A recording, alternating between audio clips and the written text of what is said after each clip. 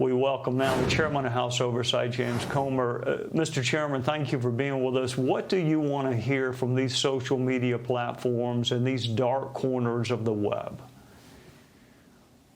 Well, I think they know that there's been a pattern that has emerged, that many of the high-profile crimes that have been committed by younger people, these are the platforms of choice for those criminals. These are the platforms where they were communicating with others and trying to spread hate and trying to radicalize people who were following them in these chat rooms and on these messages. So we want to bring the CEOs in and see if there's a way that we can detect this before it becomes a future crime. We want to see what ways that these platforms are marketing themselves to these young people that have become radicalized and are trying to spread fear and spread hate among people that are following them. So I think it should be a very substantive hearing. We're not bringing them in trying to embarrass them. We're not bringing them in to grill them. We are bringing them in with a sincere concern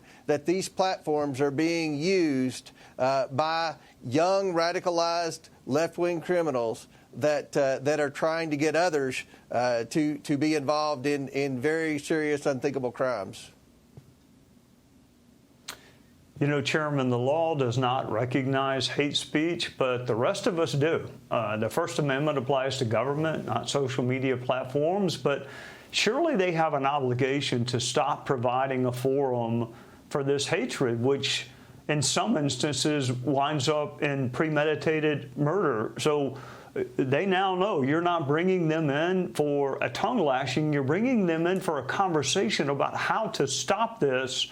What's been their reaction? Are they willing to engage in this conversation with you?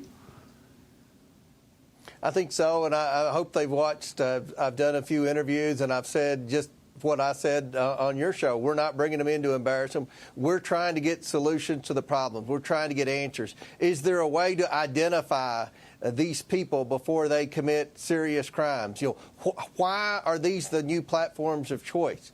Is this a breeding ground for left-wing terrorist activity? These are the questions that we have, and we're trying to bring them in to see if we can come up with solutions, to see if we can help assist law enforcement in identifying some of these people before they commit serious crimes like what we saw in Utah last week with Charlie Kirk.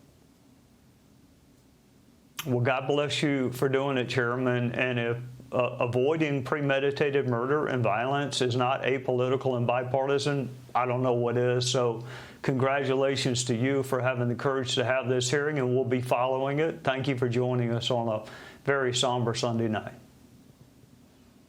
Thank you, Trey. Hey, Sean Hannity here. Hey, click here to subscribe to Fox News YouTube page and catch our hottest interviews and most compelling analysis. You will not get it anywhere else.